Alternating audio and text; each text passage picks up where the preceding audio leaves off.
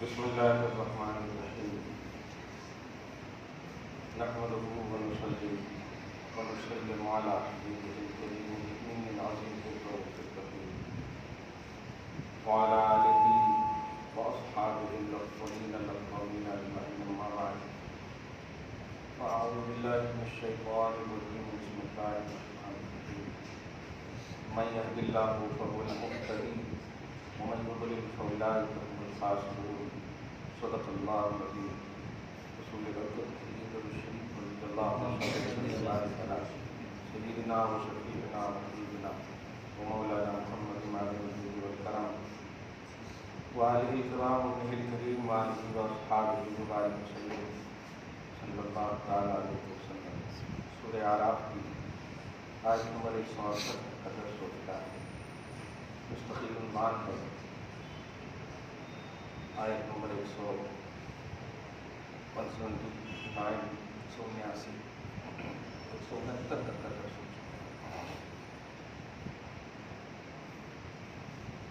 بڑی مشہور آیت ہے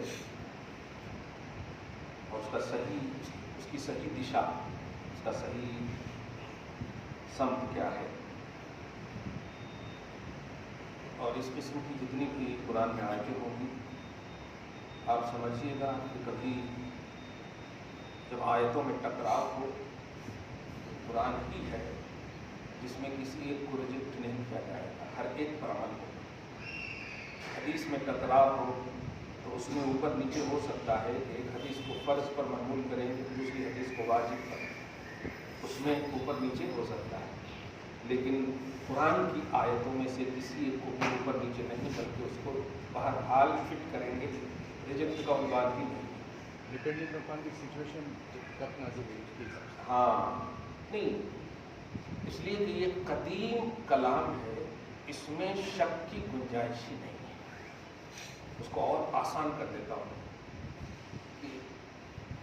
ایک حدیث پاک ہے کہ ہر وہ کام جس کا آغاز الحمدللہ سے نہ ہو وہ ناکام ہے، نامکمل ہے، اور دوسری حدیث میں ہے ہر وہ کام جس کا آغاز بسم اللہ سے نہ ہو وہ نامکمل ہے۔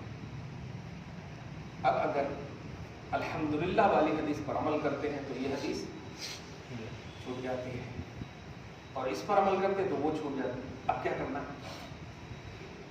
تب ایسا کیا کہ ابتدا کی قسمیں نکالی، ایک ہے ابتدائے حقیقی اور ایک ہے ابتدائے اضافی۔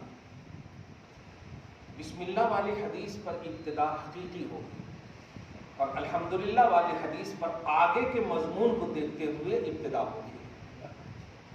ہو گیا ایک دم محمول کر لیا۔ یہ بڑا احسان ہے محدثین اور شارحین اور مفسرین کا، اگر نہ کریں تو پھر دیکھیے پھنس جائیں گے آپ۔ لا صلاۃ الا بفاتحۃ الکتاب، سورہ فاتحہ جو نہ پڑھے نماز ہی نہیں ہوگی۔ لا صلاۃ الا بحضور القلب، جس کا دل حاضر نہ ہو اس کی نماز نہیں ہوگی۔ آپ ذرا بتائیے اس پر عمل کیسے کریں گے؟ اس پر عمل کرتے ہیں، دل حاضر کر کے نماز پڑھتے ہیں، فاتحہ بھی پڑھتے ہیں، تو دو حدیث ہو گئے نا، مکمل نہیں ہوگی تو ڈبل مکمل ہوگی کیا؟ مراد یہ ہے کہ سورہ فاتحہ فرض نماز ہو یا پھر نماز میں واجب ہے، ضروری ہے، کمپلسری ہے، نہیں پڑھے تو نماز نہیں ہوگی۔ ٹھیک ہے، دل حاضر یہ کمپلسری نہیں ہے، کیونکہ یہ آؤٹ آف کنٹرول چیز ہے۔ اگر آپ اس کو واجب فرض کی منزل میں لے آتے ہیں پھر تو ہو گیا کہ جس کا دل حاضر نہیں ہے وہ بول دے گا آج میرا دل حاضر نہیں اس لیے نماز نہیں پڑھوں گا، بلکہ یوں کہیے کہ نماز اس لیے پڑھتے ہیں تاکہ دل حاضر ہو سکے۔ دل حاضر ہو تو نماز پڑھتے ہیں، ایسا نہیں، نماز اس لیے پڑھتے ہیں تاکہ دل ہمارا صحیح ہو سکے۔ تو وہاں جو فرمایا ہے حضور نے مراد وہی ہے کہ آؤ نماز میں دل لگے گا، اگر کچھ گڑبڑ بھی ہے تو پڑھنے کے بعد دل لگے گا، یہ ہے اصل، مگر آؤ۔ بہرحال حدیث میں کوانٹیٹی ہے۔ اب یہاں پر ایک لفظ آ رہا ہے ہدایت، اور یہ بڑا اہم لفظ ہے قرآن میں، اور آپ دیکھیں گے کہ جو زیادہ عربی جانتے ہیں ان کو بس آپ مطلب مطلب جنت میں جانے تک کے لیے جانتے ہوتا ہی جانتے ہوتے، زیادہ نہیں جانتے. جو زیادہ عربی جانتے ہیں وہ بہت پڑھتے ہیں. کیا من يهد الله فهو المهتد ومن يضلل فلن تجد له. اللہ جسے ہدایت دے وہ گمراہ نہیں ہوگا. اللہ جسے گمراہ کرے. آج کل نئی نئی ویڈیو خدا کرے نہ دیکھیں اور دیکھ رہے ہوں گے تو اتنا بڑا بڑا فتویٰ لگا رہے ہیں اللہ جہنم میں ڈال دے، جہنم کا کتا بنائے. ایسا لگ رہا ہے پورا جہنم کا پورا کونا کونا دیکھ لیا انہیں. مطلب ٹھیک ہے غلطی اگر کسی سے ہو رہی ہے تو اس کے لیے ہدایت کی بھی تو دعا کر سکتے ہیں نا. ایسے مطلب برے برے القابات سے نواز گئے ہیں. خدا خیر فرمائے. یہ نبی کا کام کیسے ہو سکتا ہے؟ نبی کا کام تو یہ ہے کہ اللہ یہ نہیں جانتا ہے اس کو یہ ہدایت دیتے ہیں ظلم کرنے والوں کے لیے اس طرح. اب اگر کوئی صحیح تشریح نہیں کیا ہے تو آپ اس کو صحیح تشریح کرنے کے لیے دوسری ویڈیو بنا دیجیے کہ اس کی صحیح تشریح یہ ہے، ابن کثیر نے یہ کہا، انہوں نے یہ کہا، انہوں نے یہ کہا، مولانا آپ اپنے آپ کو سدھار لیجیے. یہ طریقہ تھا. ایک دم پکا ڈال دیا جہنم میں اور ایسا لگتا تالا لگا کے چابی اپنے پاس رکھ لیا. ہاں اتنا غلط فرق چولا بولنا. دیکھا میں کہ جہنم کا کتا ہے تو ایسا ہے تو ایسا ہے. یعنی مریضوں کو ایسی دعا نہیں دیتی، زندہ کو ایسا نہیں کرنا چاہیے. میں ان لوگوں کے لیے خاص طور سے صحیح اور قرآن پہلے تو تفسیر الآیت بالآیت کروں گا. ہدایت کا مطلقاً معنی ہوتا ہے راہ دکھانا، راہ نمودن مطلقاً. اب کہیں بھی یعنی اس چیز کو عربی کی تشریح و ترجمانی کے لیے تو عربی مدرسہ میں ہی جانا بہتر ہوگا. صحیح ہے کہ نہیں؟ تو ہدایت کا معنی ہوتا ہے الہدایت لغتاً هو الارشاد اے راہ نمودن. ڈکشنری کے اعتبار سے ہدایت کا معنی ہے ارشاد یعنی راستہ دکھانا.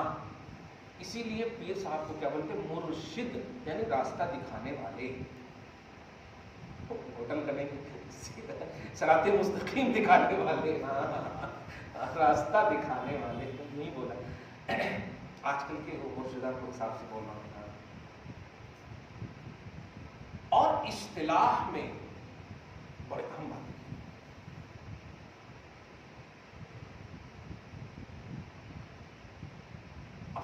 شریعت کے دو معنی ہیں، راستہ دکھانا اور منزل تک پہنچانا. دونوں راستہ دکھانا. ادھر سے جائیں گے تو رائٹ میں فرید صاحب کا گھر دیکھیں، معلوم ہوا کہ دو راستے ہیں، رحیم صاحب کی طرف بھی فرید صاحب کی طرف. اب ادھر جاتے کہ ادھر جاتے، لیکن اگر انگلی پکڑ کے لے گئے تو وہ پہنچانا ہوتا. اب ذرا بڑی توجہ سے سنیے. اللہ جسے ہدایت دے، ترجمہ یہی کیجیے، من یہد اللہ، اللہ جسے ہدایت کرے اسے وہ ہمیشہ ہدایت پر رہے گا، اور وہ جسے گمراہ کر دے وہ گھاٹے میں ہے، خسران میں ہے، ناکام ہے. یہاں پر ہدایت کی نسبت کس کی طرف ہے؟ اللہ کی طرف. کس کی طرف ہے؟ اللہ کی طرف ہے. اب ذرا مانیے گا کلپ دکھے گی. اس قسم کی جتنی بھی آیتیں ہیں جمع کر کے اور کوٹ کی گئی، کیا ہدایت نبی کے اختیار میں نہیں ہے.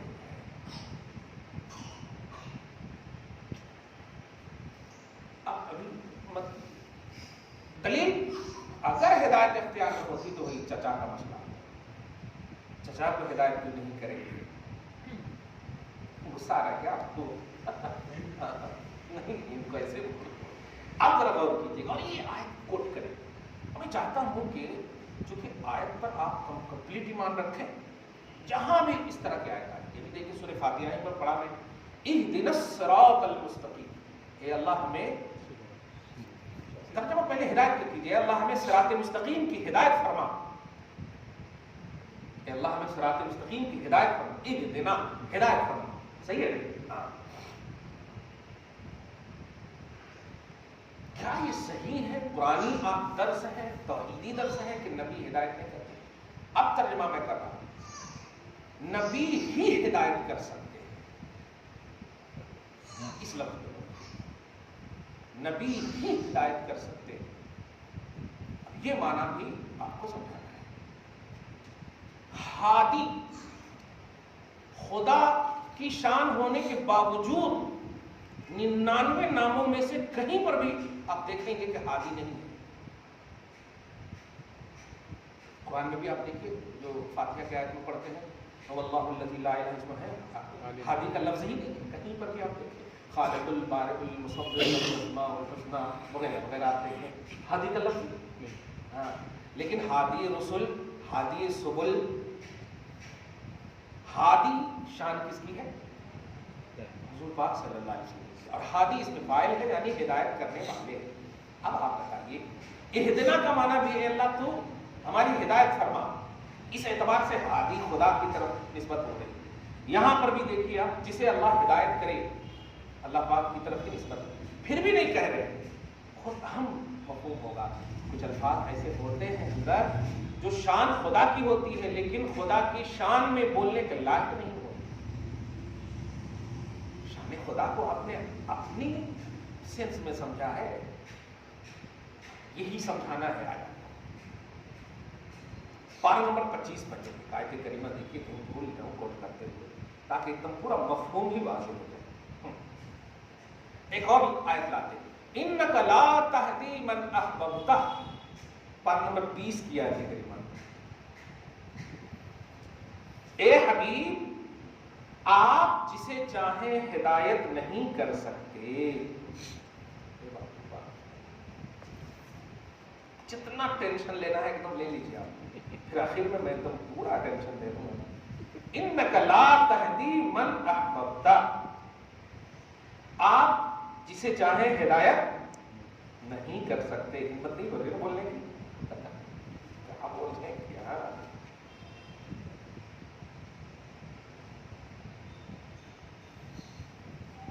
وہیں پر ہے وَلَٰكِنَّ اللَّهَ يَهْدِي مَن يَشَاءُ، اللہ جسے چاہے ہدایت۔ معلوم ہوا اللہ نبی ہدایت آپ کے اختیار اور چاہت میں نہیں ہے۔ آپ کے ساتھ اور 3-4 آیتیں رہنے دیتا ہوں جلدی سے بتائیں۔ جہاں کہیں بھی اللہ پاک کی طرف ہدایت کی نسبت ہے وہاں مراد منزل مقصود تک پہنچانا، اور جہاں کہیں بھی ہدایت کی نسبت پازیٹیوٹی کے ساتھ نبی کی طرف ہے وہاں راستہ دکھانا۔ میں ایک آیت سے بتا دیتا ہوں تاکہ سمجھیں آپ۔ سورہ شورا پارہ نمبر 25، شورا شین و زبر، شین و پہ شو، رایا تھوڑا زبر را، شورا 25 لاسٹ اینڈ فرسٹ آیت کریمہ، لاسٹ دونوں آیت کریمہ۔ وَإِنَّكَ لَتَهْدِي إِلَى صِرَاطٍ مُسْتَقِيمٍ، اے حبیب آپ بے شک صراط مستقیم کی طرف ہدایت کریں گے۔ آگے ہے صراط اللہ الذی، یعنی صراط مستقیم اللہ کا وہ راستہ یا بلکہ اس اللہ کا راستہ جس اللہ کے لیے آسمان و زمین کی بادشاہت ہے۔ بہرحال لتہدی کس کی طرف نسبت ہوئی؟ رسول پاک صلی اللہ علیہ وسلم، نبی کی طرف۔ تو یہاں پر ہدایت نبی کی طرف، وہاں پر ہدایت نفی ہے نبی کی طرف۔ اب یہ سب جو مانا ہو کے تو گنجلا ایک مفہوم آ جاتا ہے نا، ایک دم کنفیوژن ایک دم بالکل پریشان ہو جاتے ہیں۔ مفہوم ایک دم واضح کر دے رہا ہوں۔ جہاں کہیں بھی ہدایت کی نسبت پازیٹیوٹی کے ساتھ اللہ کی طرف ہے، اللہ کی طرف تو ہے ہی، وہ تو طے ہے، وہاں منزل مقصود تک پہنچانا ہے، راستہ دکھانا نہیں۔ اور نبی کی طرف اگر ہے مثبت نظریے کے ساتھ تو وہاں ہے راستہ دکھانا۔ ٹھیک ہے، راستہ دکھانا اور منزل تک پہنچانا، یہ دو معنی ہے ہدایت کا۔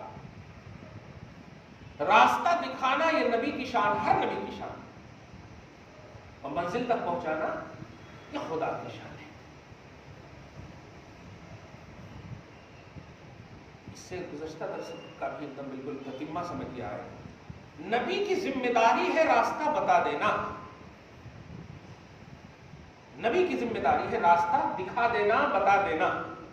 چلانا نبی کی ذمہ داری نہیں، منزل تک پہنچانا نبی کی ذمہ داری نہیں، منزل تک پہنچانا کس کی ذمہ داری ہے؟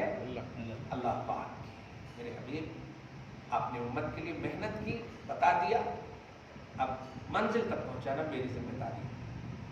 ٹھیک ہے، کلیئر ہو گئی؟ سبحان اللہ، کتنا آسان اور خوبصورت مفہوم ہے۔ اب فرق کیا ہے دونوں میں، یہ ہے بتا دیتا ہوں۔ نبوت کی شان سمجھیے گا، رسالت کی شان سمجھیے گا۔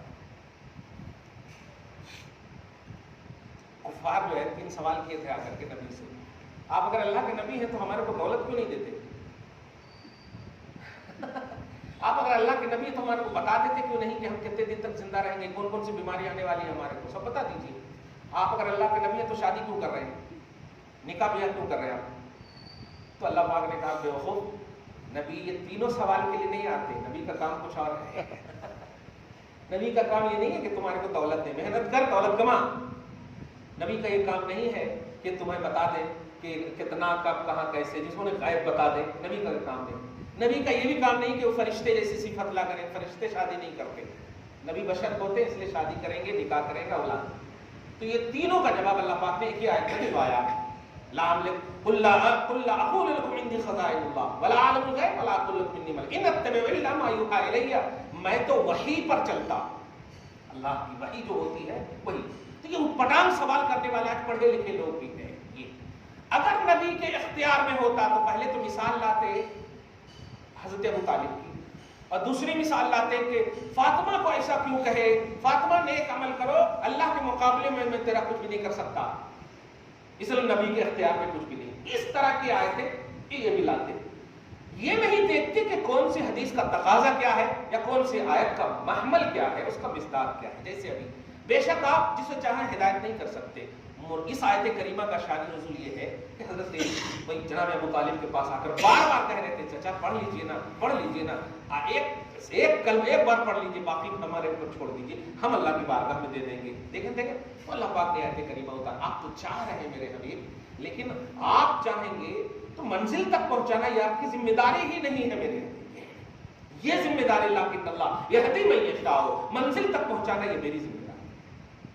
حضرت عباس کے حوالے سے اتنی فکر مند نہیں تھے نبی جتنا حضرت ابو طالب کے حوالے سے، لیکن حدیث کے الفاظ ہیں مشیت اللہ غلبت علی مشیتی، کہ اللہ کی مشیت میری مشیت پر غالب آ گئی نہیں۔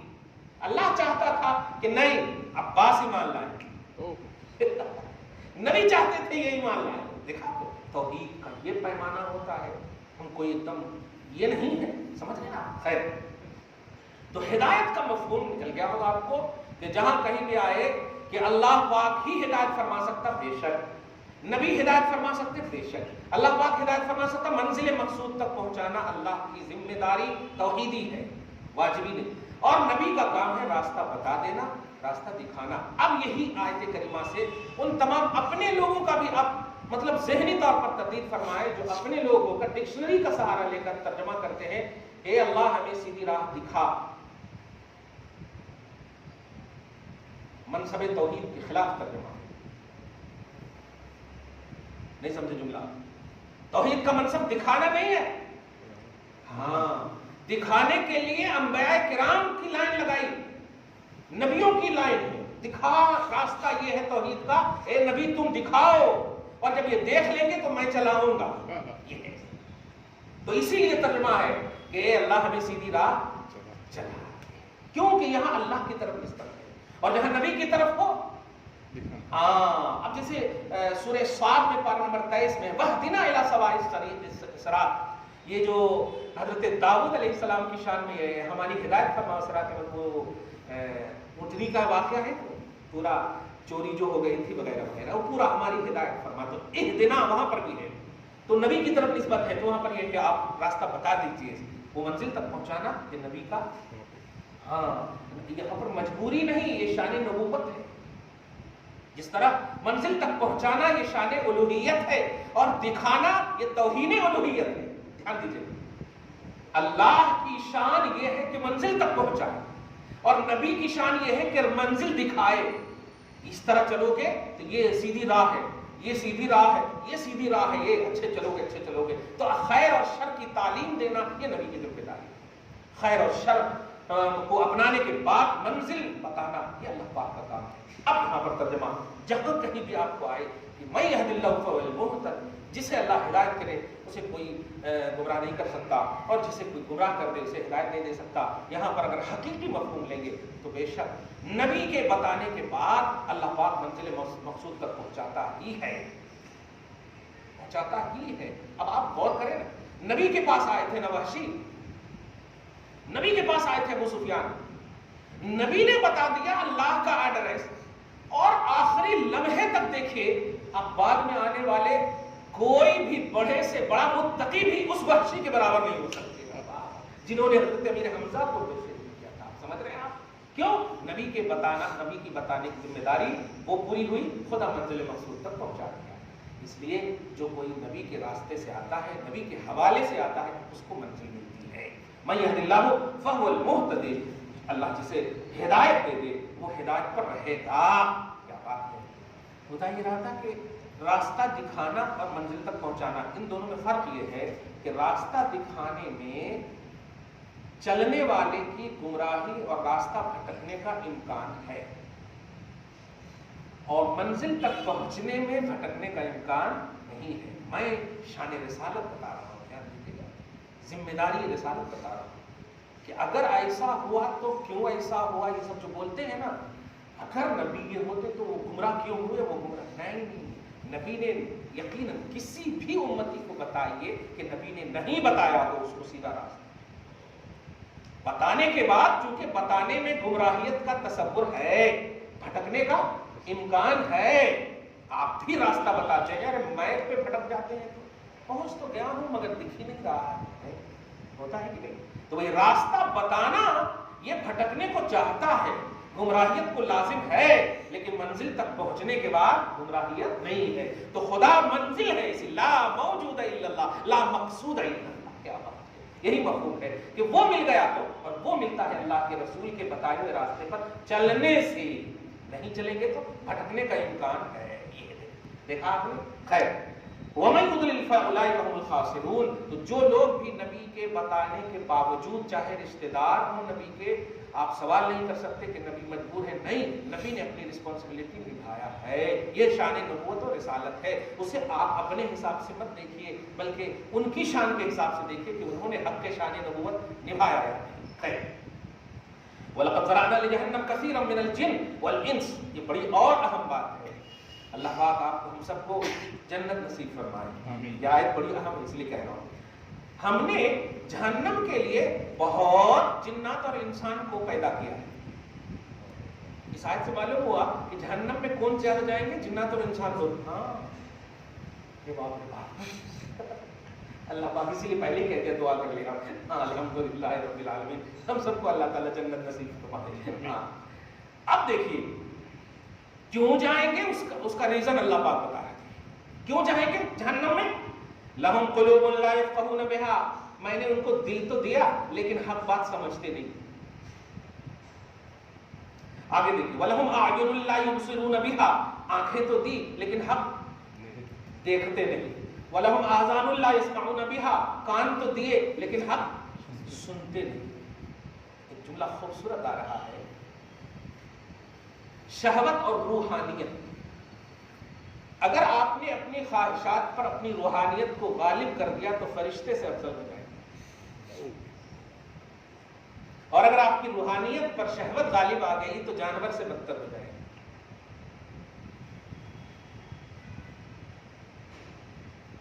اب ایک دم آسان ہے نہیں، فرشتے سے افضل کیوں؟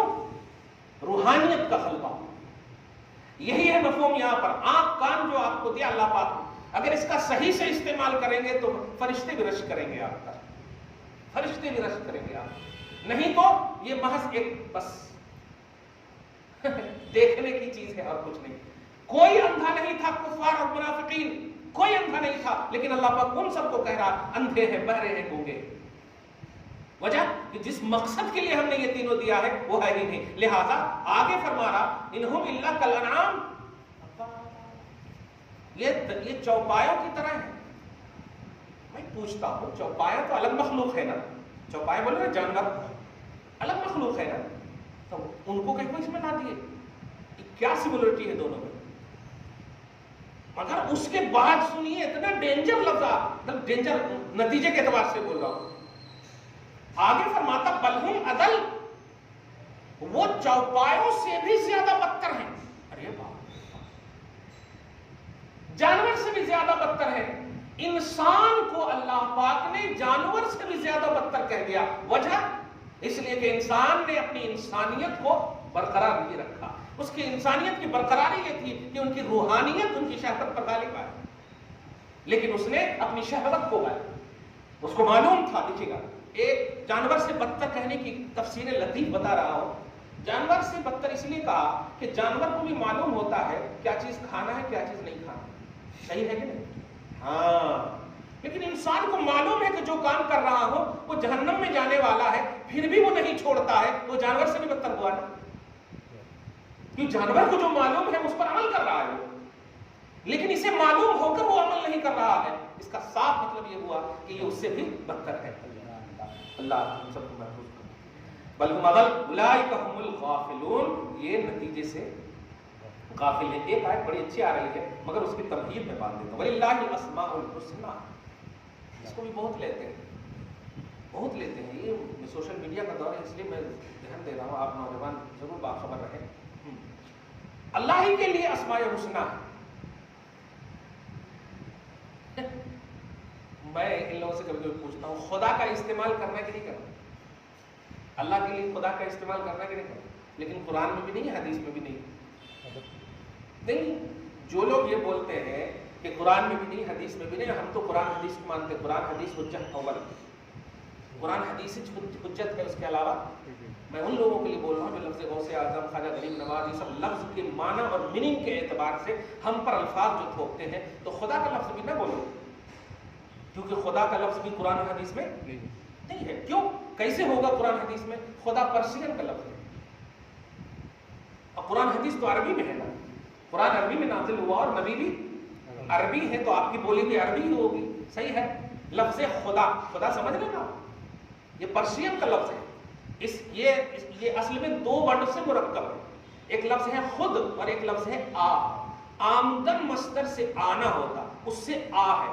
خود آ یعنی یہ وہ ذات ہے جس کو کسی نے پیدا نہیں کیا ہے، خود آئی ہے، جس کو بولتے ہیں لم یلد ولم یولد. یہ ہے مفہوم.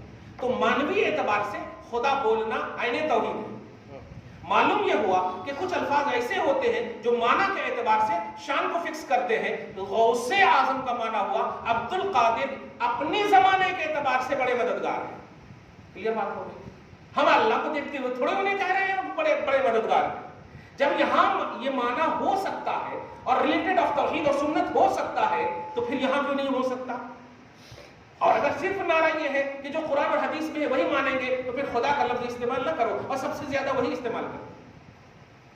اس لیے یہ بالکل مس گائیڈ کرنے والی بات ہوئی. اس آیت کو بھی دلیل بناتے وَلِلَّهِ الْأَسْمَاءُ الْحُسْنَى، اللہ ہی کے لیے اسماء حسنی ہے. فَادْعُوهُ بِهَا، انہی اسماء حسنی کے ذریعے سے دعا کرنا چاہیے. بس انہی اسماء حسنی کے ذریعے سے دعا کرنا چاہیے، اس کے علاوہ کسی سے بھی دعا نہیں کرنا چاہیے.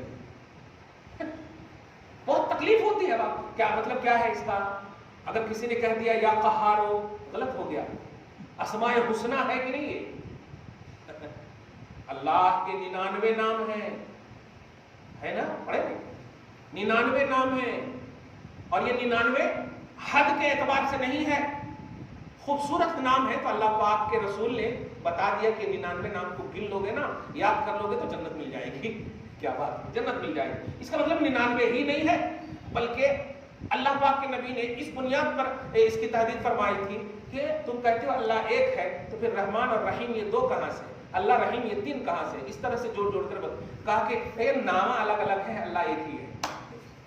نام الگ الگ ہے، اللہ ایک ہی ہے. اس لیے جتنے بھی نام ہیں سب نام اچھے ہیں، چاہے رحیم سے پکارو یا رحمان سے پکارو، سب نام اللہ کے. معلوم یہ ہوا اسماء حسنی کی قید لگا کر کے خود ذہن دیا جا رہا ہے کہ جو شان خدا ہو وہ استعمال کر سکتے. تو معلوم ہوا جو یعنی شان کے جو لائق ہو، اسٹیٹس کے جو لائق ہو وہ استعمال کیا جائے تو غلط نہیں ہے. تو اب رسول کے لیے اگر استعمال کیا جائے تو جو ان کی شان ہو، خدا کی شان والی آیت نہیں. جو نبی کی شان کے لائق ہو. فرض کریں کہ لفظ رحیم خود اللہ پاک نے فرمایا, لفظ رؤوف خود اللہ پاک نے فرمایا. اب اگر کہا جائے یا رؤوف الرحیم مصطفیٰ, غلط ہوگا استعمال کرنا؟ نہیں ہوگا غلط استعمال. کیوں؟ اس لیے کہ اللہ پاک نے خود فرمایا, اور جب خدا پاک نے خود دیا ہے یہ نام اپنے نبی کو تو یہ شان نبوت ہوئی نا. اگر نہ دیتا پھر استعمال کرتے تو جا کر کے یہ غلط ہوتا اور توحید کے خلاف ہوتا. اب تو توحید کے عین مطابق ہے. اگر کوئی کہہ رہا ہے یا رؤوف الرحیم مصطفیٰ یا عزیز مصطفیٰ, اگر کوئی کہہ رہا ہے کہ قرآن پاک میں لقد جاءکم رسول من انفسکم عزیز علیہ ما عنتم حریص علیکم بالمؤمنین رؤوف الرحیم, ہے کہ نہیں؟ ایک ہی آیت میں تین ایک اوصاف. کہنا یہ ہے کہ اس آیت کریمہ سے کبھی بھی آپ کوئی بولیں گے اللہ کے اسماء الحسنی, بس کبھی کبھی یہ دعا کرتے نا یا الہی رحم فرما مصطفیٰ کے واسطے, یا رسول اللہ کرم کیجیے خدا کے واسطے, یا رسول اللہ, یہ اللہ کے اسماء الحسنی سے دعا کرنا چاہیے. ارے یہ دعا نہیں ہے بابا, وہ دعا ہے, یہ استغاثہ ہے. دعا اور استغاثہ میں فرق ہی نہیں معلوم آپ سمجھ رہے؟ جو نبی سے طلب ہوتی ہے اسے استغاثہ بولتے ہیں, اسے دعا نہیں بولتے, اور جو خدا سے طلب ہوتی ہے اسے دعا بولتے ہیں. جیسے جو خدا کو رحیم بول رہا ہے وہ حقیقت میں بول رہا ہے, جو مصطفیٰ کو رحیم بول رہا ہے وہ عطا میں بول رہا ہے. یہ فکس کرنا پڑے گا نا, دکھ تو رہا ہے ایک ہی نا, رحیم ہی دکھ رہا. ایسے ہی اگر کوئی کہہ رہا ہے یا الہی رحم فرما مصطفیٰ کے واسطے, یہ حقیقت ہے دعا کے اعتبار سے, اور یا رسول اللہ کرم کیجئے خدا کے واسطے, یہ استغاثہ. یہ استغاثہ بولے تو نبی کی شان کے مطابق مانگنا, نبی کی شان کے مطابق مانگنا. آپ کیا مانگ رہے ہیں؟ یا رسول اللہ کرم کیجئے خدا کے واسطے. اب دیکھنا نا, خدا کے واسطے. بات جب محبوب کے آگے اللہ پاک کے نبی بالکل کہاں ہے, بالکل ہے. اسی طرح صحابہ کرام سے اگر مانگے نبی کے واسطے, تابعین سے مانگے صحابہ کے واسطے, تو اس میں کوئی حرج نہیں ہے. اسٹیٹس کی بنیاد پر ظاہر میں ایک ہی دکھتا ہے کہ ہم مانگ ہی رہے ہیں, لفظ مانگ ہی دکھ رہا ہے نا, لیکن نہیں, نسبت سے اس کا معنی فکس ہوتا ہے. اللہ سے مانگی جانے والی چیز کو دعا کہتے ہیں, نبی سے مانگی جانے والی چیز کو استغاثہ, طلب, استعانت, استمسار, نصرت, یہ سب الفاظ سے استعمال کیا جاتا ہے. استمداد کا بھی یہی لفظ ہے. تو اللہ کے علاوہ جتنے بھی محبوب بندوں سے آپ ہم سب مانگتے ہیں وہاں طلب ہے, استعانت ہے, مدد ہے. قرآن کی ایک نہیں کئی ایسے آیت کریمہ جیسے اے ایمان والو صبر سے مدد مانگو. صبر سے کیا مدد مانگے؟ صبر خدا ہے کیا؟ نماز سے مدد مانگو, نماز سے کیا مدد مانگے؟ وہ خدا ہے کیا؟ معاذ اللہ. اگر ذرا بھی بول دے تو چلے, نہ خدا ہے نہ خدا کی صفت ہے. خدا کی صفت بھی نہیں ہے صبر اور صلاۃ, نماز پڑھنا نہ اللہ کی شان بھی نہیں ہے, مگر اللہ پاک کہہ رہا ہے.